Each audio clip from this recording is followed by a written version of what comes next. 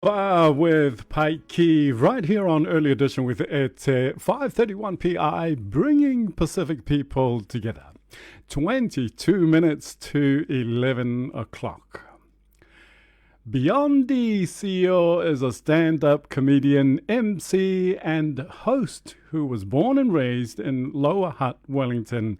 He started by creating content on Facebook and made a name for himself on Facebook, but has always loved stand-up comedy. In 2018, without any experience, he did his own show and it sold out. Biondi took a break from social media and now he is back to do what he loves, and that is to entertain. We are privileged to have Biondi with us in the studio this morning. Talo falava uso, and thank you so much for popping in to have a chat with us. Sup, Uso, thank you. It's a privilege to be here in this beautiful place of Wellington. It's a beautiful day out there, isn't it, Etche? It is stunning. Yeah, it is stunning. First question, Biondi. Where did the name Biondi come from? It was actually a Māori auntie of mine back in 88, which was the year I was born. So that makes me 21. It was an American swimmer back in 1988 who won multiple gold medals. I think he was like a Michael Phelps type swimmer back then. His last name was Biondi. His first name was Matt Biondi. American Italian. So I come from the Italian part of Samoa. You could very well have been a Phelps. Now, growing up in Wellington, were you always the funny one? Are your family now saying, no surprises, Biondi's doing what he's doing? Yeah, I think of the people that hang around me, they know that I'm the one that talks too much.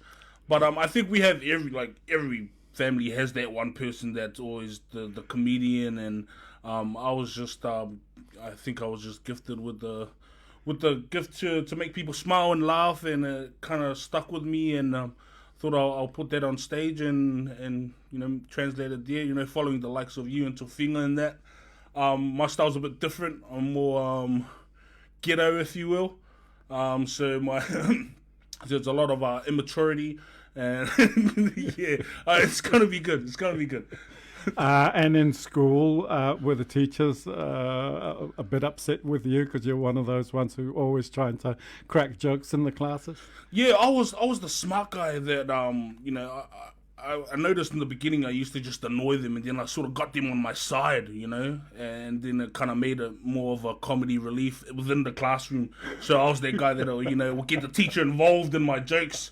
That way I could pass the English test and that. It was funny because in high school I actually got excellence for my monologue, and I just made it up on the spot.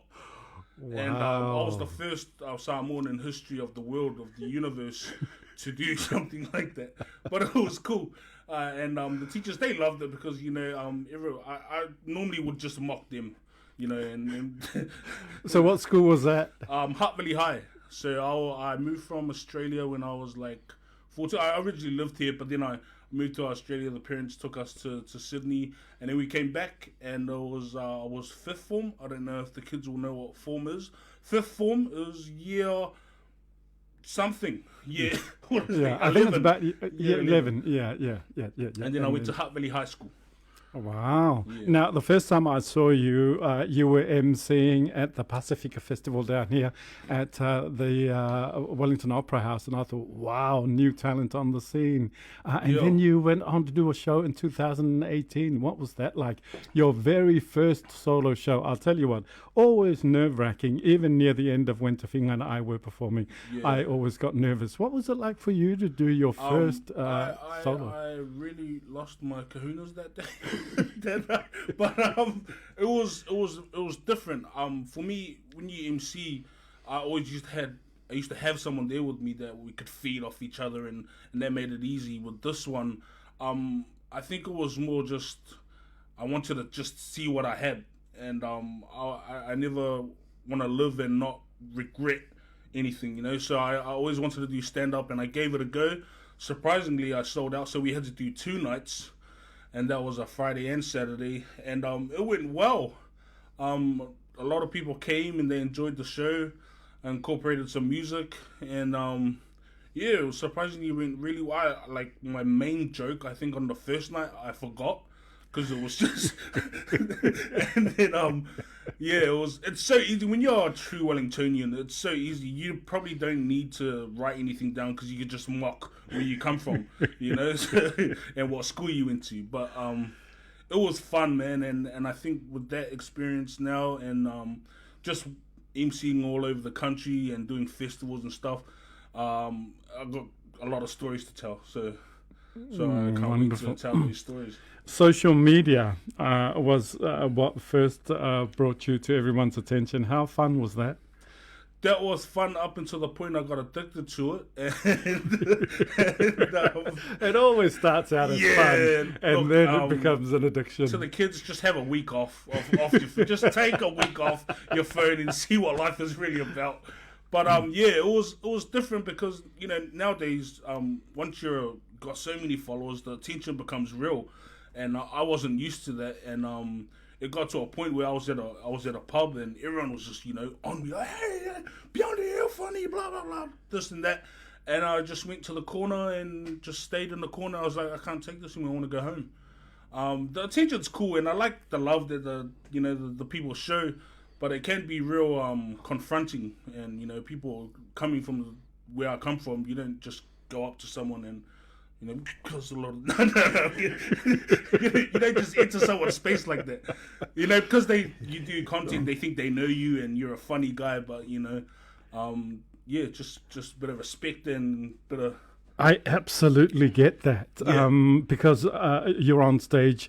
What are you like in private? Because me personally, I'm an introvert. If I go somewhere, I would socially, I'm a bit awkward at the best of times. I would rather talk to one person, and people think that I am this big guy who loves to perform, but I am really, really quiet by nature.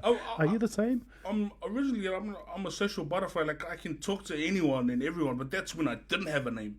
You know what I mean? So like I can talk to anyone randomly, but then when people are like, when you walk in a room and people just looking like, and I'm like, oh man, just say hi, or whatever. But yeah, it's different. People handle it well. I don't know how Tofina does it, but it's cool in a way that in terms of comedy, when you say anything, everyone just laughs. And I the first time I saw Tofina in a barbershop, that's what happened, because it was at Tatau, the barbershop, and he goes, you guys gonna get a haircut and a tattoo on your head. And it wasn't that funny, but because Tofina said it, it was funny, So I understood that light, but it's so, technology has just changed the world, to be honest. Speaking of getting haircuts, are you gonna get one before the show? Actually, no. I've decided I've always wanted to grow my hair, and my beautiful mother of my kids, she never allowed me to do it, and now that I'm where's the camera there? I'm single. No, I'm kidding. I've got an opportunity to do it, so I was like, look, I've got the chance to live my high school dream and grow my afro back, so hopefully I don't get nits this time. Now tell us about the show. Where is it going to be, and when's the show going to be, and what's the show called? The show is called Out the Gate, which is a slang sort of phrase that people use now when someone just has no filter and he's not, shamed of anything. They're like, oh, this guy's just out the gate, man. The way, and so I think that should pretty much sum it all up. I'm really when it comes to comedy and when I'm on stage, I'm not me. Like you turn into this person who's just absolutely ulavale, and there's a lot of immaturity and a lot of fun. If anything, us Polynesians, there's no real market out there for comedy with our poly humor, and I think there is and there should be, and you guys are a strong testimony of that. But I think there's a lot of us out there, but people just need to take advantage of that talent, because we joke around in our little groups, and people don't know that those jokes can translate onto the stage, and when they do, it's a much bigger laugh. Absolutely. So the show is on the 26th of Feb, which is this month. The tickets are going real fast. How can people Randwick Rugby League Club Rooms, who are the league champions from last year. Let's go. I'm helping them out by opening the bar and letting them take some money. So that's good for them. And just keeping it local in the place that I love and grew up in. And how do people get hold of tickets? Ticket space, I should say. Ticketspace.nz or ticketspace.com.co. My manager's ticketspace.co.nz. The tickets are on there, and I'm really excited. I can't wait. So get your tickets and come on down and have a good laugh.